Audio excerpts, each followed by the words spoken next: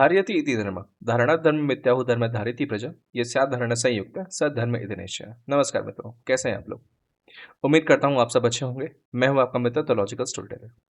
पिछले वीडियो में हमने देखा था कि ऋषि व्यास ने संजय को दिव्य दृष्टि दी और उस दिव्य दृष्टि का प्रयोग करके संजय ने संपूर्ण पृथ्वी का धृतराष्ट्र को डिटेल में वर्णन किया था। वहां पे कुछ बहुत ही इंटरेस्टिंग ऑब्जर्वेशंस हमने देखी थी। अगर आपने पिछला वीडियो नहीं देखा है तो ऊपर दिए हुए लिंक पर क्लिक करके देख सकते हैं। अब पिछले वीडियो में मैंने एक प्रश्न उठाया था कि यदि संजय की दिव्य दृष्टि वैसी थी जैसी हम प्रचलित सीरीज में देखते हैं, जिससे वो धृतराष्ट्र के पास बैठे बैठे ही सब कुछ देख लेते हैं, तो महर्षि व्यास को यह कहने की आवश्यकता क्या थी कि संजय को कोई अस्त्र शस्त्र मार नहीं सकता और युद्ध से बच जाएगा। हमने ये भी प्रश्न उठाया था कि क्या संजय युद्ध में जाने वाले थे, और यदि हाँ तो दिव्य दृष्टि का आखिर तात्पर्य ही क्या था। तो चलिए इसी के उत्तर से इस एपिसोड का आरंभ करते हैं। भीष्म पर्व के 13वें अध्याय के प्रथम श्लोक कहता है, अथ गावल गणिर विद्वान संयुग आदित्य भारत प्रत्यक्षदर्शी सर्वस्य भूत भव्य भविष्यविद ध्यायत धृतराष्ट्राय सहस उत्पत्ति दुखित आचष्ट निहतम भीष्मम भारतानाम पितामहम। अर्थात एक दिन की बात है, परम विद्वान और भूत भविष्य को जानने वाले गवलगणी अर्थात संजय युद्ध भूमि से लौटकर आते हैं और सारा युद्ध देखकर धृतराष्ट्र के पास उन्हें अत्यंत दुखद समाचार सुनाते हैं कि कुरुकुल के अभिमान और हस्तिनापुर के प्रथम सेनापति गंगापुत्र भीष्म युद्ध में मारे गए। ये एक और भ्रांति को समाप्त करता है जो हम सीरियल्स में देखते हैं। संजय युद्ध भूमि में जा रहे हैं, सब कुछ सारी मारकाट देखते हैं और सेनापति के वीर गति के प्राप्त होने के बाद वापस आकर धृतराष्ट्र को रिपोर्ट करते हैं। अब ये सुनने में भी काफ़ी प्रैक्टिकल और बिलीवेबल लगता है, इंस्टेड कि संजय वहाँ बैठ के कई किलोमीटर दूर कुरुक्षेत्र की पूरी युद्ध देख रहे हैं।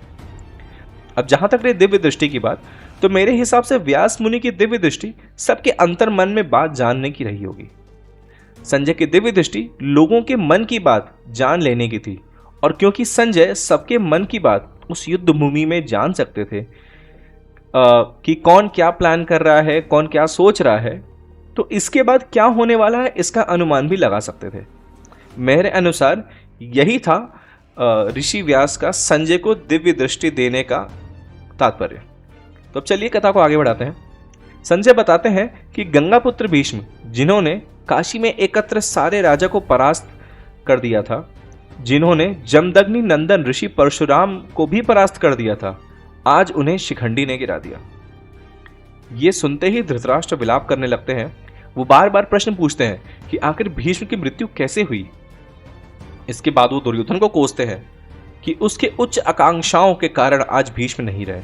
इस पर संजय कहते हैं कि केवल दुर्योधन को दोष देना उचित नहीं है महाराज, आपने भी कभी दुर्योधन को रोका नहीं था।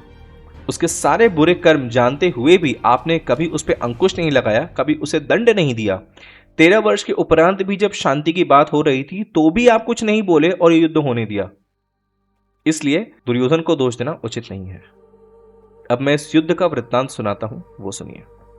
फिर संजय कहते हैं, जैसे सारी सेना एक दूसरे के आमने सामने खड़ी हो गई तो दुर्योधन दुशासन से कहता है कि सेनापति भीष्म की रक्षा का उत्तम प्रबंध करो, क्योंकि उन्होंने पहले बोल रखा है कि वो शिखंडी से युद्ध नहीं करेंगे और पांडवों को का वध नहीं करेंगे।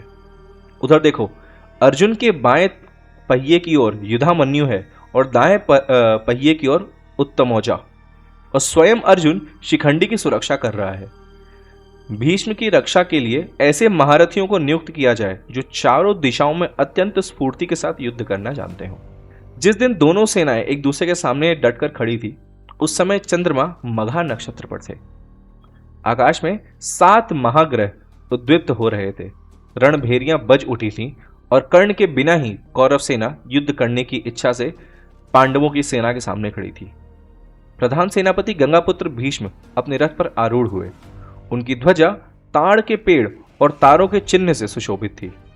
उसी प्रकार आचार्य द्रोण की ध्वजा कमंडलु विभूषित सुवर्णमयी वेदी और धनुष के चिन्ह से बनी हुई थी।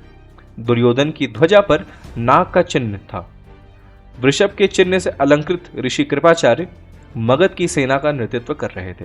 कौरवों की सेना 11 अक्षौणी थी और पांडवों की सेना 7 अक्षौणी थी। अब कैलकुलेशन से देखें तो एक अक्षौणी में 21,870 यानी 21,870 रथ, उतने ही हाथी 65,610 घुड़सवार और 1,09,350 पदाति अर्थात इन्फैंट्री होती थी। परंतु इतना ही नहीं, हर रथ और हाथी के साथ सिर्फ रथी तो नहीं था ना, सारथी और महावत भी होते थे। तो एक अक्षौणी में कुल मिलाकर 2,62,440 लोगों ने भाग लिया था। इसका मतलब 18 अक्षौणी सेना में कम से कम 37,23,920 अर्थात ऑलमोस्ट 4.8 मिलियन वॉरियर्स ने युद्ध में भाग लिया था।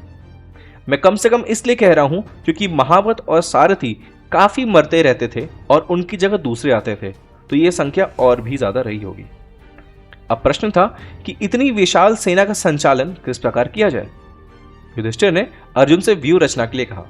उन्होंने महर्षि बृहस्पति की नीति का स्मरण कराया कि यदि आपकी सेना शत्रु से कम हो तो उसे विशेष रूप के व्यू में संगठित करके युद्ध करना चाहिए। कौरव सेना पांडवों की सेना से कहीं अधिक थी, इसलिए पांडवों को केवल पराक्रम ही नहीं रणनीति से भी युद्ध जीतना था। अर्जुन ने तब एक सीधा सूचीमुख व्यू के स्थान पर वज्र व्यू की रचना करने का निश्चय किया। यह वही व्यू है जिसे इंद्र द्वारा निर्मित बताया गया था, अचल, दुर्जेय और चारों ओर से सुरक्षित। इस व्यू का सबसे तीक्ष्ण अग्रभाग बनाया गया भीमसेन को। अर्जुन ने कहा, जो प्रचंड वायु की भांति शत्रुओं पर टूट पड़ते हैं, जो अकेले ही शत्रु सेना का उत्साह चूर कर सकते हैं, वही भीम हमारी सेना का नेतृत्व करेंगे। उन्हें देखते ही कौरव सेना वैसे ही भयभीत होंगे जैसे सिंह को देखकर वन के छोटे छोटे पशु भाग खड़े होते हैं। योजना स्पष्ट थी। भीमसेन शत्रु व्यू को भेदेंगे और पूरी पांडव सेना उनके पीछे पीछे आगे बढ़ेगी। नकुल और सहदेव उनके रथ के चक्रों की रक्षा करेंगे। उनके पीछे द्रौपदी के 5 पुत्र और अभिमन्यु रहेंगे ताकि कोई भी शत्रु पीछे से आक्रमण न कर सके। धृष्टद्युम्न, धृष्टकेतु और अन्य महारथी भीम के दोनों ओर रहेंगे और उनकी सहायता करेंगे। सेना के मध्य भाग में स्वयं धर्मराज युधिष्ठिर विशाल गजराजों और अपनी अंगरक्षक सेना के साथ स्थित थे। राजा विराट और राजा द्रुपद अपनी अपनी अक्षौहिणी सेनाओं के सहित पीछे से मुख्य सेना का सुरक्षा प्रदान कर रहे थे। उधर अर्जुन स्वयं सबसे आगे नहीं खड़े हुए। उन्होंने अपने साथ शिखंडी को रखा, क्योंकि भीष्म का विरुद्ध वही सबसे महत्वपूर्ण अस्त्र सिद्ध होने वाला था। अर्जुन के पीछे सात्यकी थे, जबकि युधामन्यु और उत्तमौजा उनके रथ की रक्षा कर रहे थे। इस प्रकार से अर्जुन को युद्ध भूमि में जहां जिसकी आवश्यकता हो वहां तत्काल पहुंचने की स्वतंत्रता भी मिल गई थी। संपूर्ण पांडव सेना अब वज्र के भांति दिखाई दे रही थी। अग्रभाग में प्रहार करने के लिए भीम, मध्य में सुरक्षित युधिष्ठिर और पीछे से संपूर्ण व्यूह की रक्षा करते हुए अर्जुन।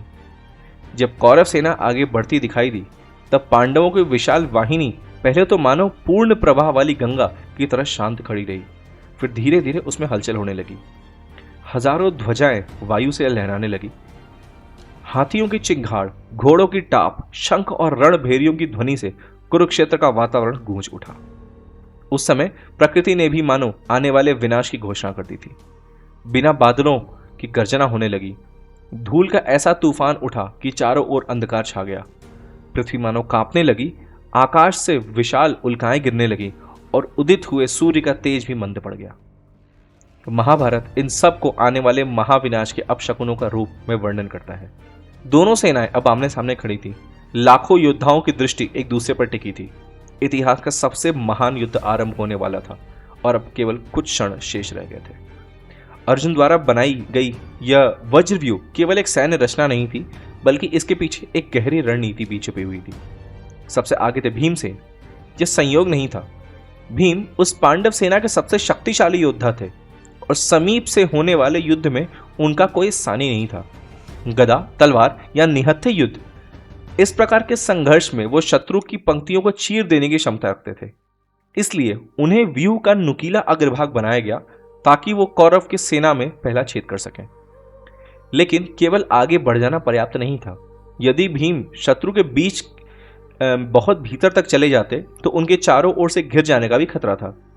शायद इसीलिए नकुल और सहदेव को उनके रथ के दोनों चक्रों की रक्षा का दायित्व दिया गया था, जबकि अभिमन्यु और द्रौपदी के पुत्र उनके पीछे तैनात किए गए।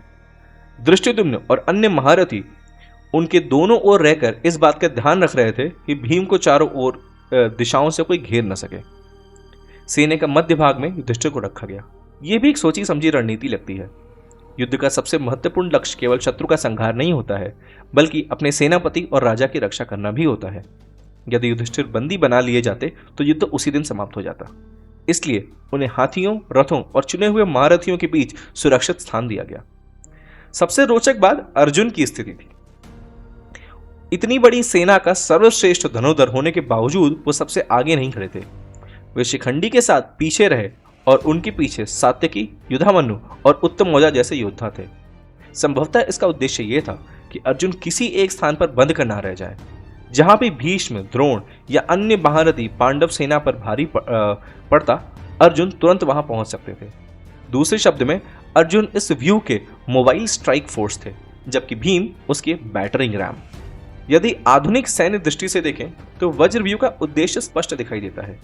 एक अत्यंत शक्तिशाली अग्रभाग से शत्रु की पंक्ति को तोड़ना, मजबूत मध्य भाग से नेतृत्व की रक्षा करना और एक गतिशील आरक्षित बल को तैयार रखना जो युद्ध भूमि में किसी भी संकटग्रस्त क्षेत्र में तुरंत पहुंच सके। यही कारण है कि संजय इस व्यू को मनुष्य के लिए लगभग अजेय बताते हैं। तो चलिए अब चलते हैं कौरवों के व्यू की तरफ। हालांकि प्रथम दिन के युद्ध में कौरवों के व्यू का कोई निर्धारित तरीके से नाम नहीं दिया गया है, परंतु उनका व्यू निर्माण की व्याख्या बहुत ही विस्तृत ढंग से की गई है। महाभारत के अनुसार इस व्यू का मस्तक स्वयं राजा और महारथी थे। रथी इस व्यू के मुख्य भाग थे, हाथी इसके अंगों का काम करते थे और घुड़सवार इसके पंखों की तरह दोनों ओर फैलाए गए थे। ये एक सर्वतोमुखी व्यू था, अर्थात ऐसा व्यू जो हर दिशा से आने वाले आक्रमण का सामना कर सके। इस व्यू की रचना स्वयं भीष्म, द्रोणाचार्य, अश्वत्थामा, कृपाचार्य और बाहलिक ने मिलकर की थी। संभव है कि इसी कारण कौरव सेना संख्यात्मक रूप से बड़ी होने के बावजूद एक जगह केंद्रित ना होकर पूरे रण क्षेत्र में संतुलित रूप से फैली हुई थी। यदि इस व्यू की रणनीति को समझने का प्रयास करें तो संभवतः उसका उद्देश्य अपने संख्यात्मक बढ़त का पूरे लाभ उठाना था।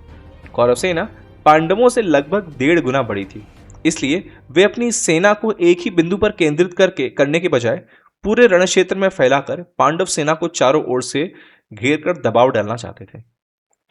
रणसेना मुख्य प्रहार शक्ति थी। हाथी दोनों ओर से सुरक्षा और दबाव बनाए रखते थे, जबकि घुड़सवार पंखों की तरह तेजी से किसी भी दिशा में जाकर सहायता या पलटवार कर सकते थे। इस प्रकार ये व्यू रक्षा और आक्रमण दोनों के लिए संतुलित प्रतीत होता है।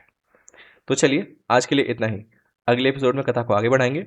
तब तक के लिए इतिहास को पढ़ते रहें, भ्रांतियों से दूर रहें। कोई भी संशय हो तो मुझसे अवश्य पूछें, मैं उसको दूर करने का अथक प्रयास करूंगा। धर्मो एव हतो हन्ति, धर्मो रक्षति रक्षितः।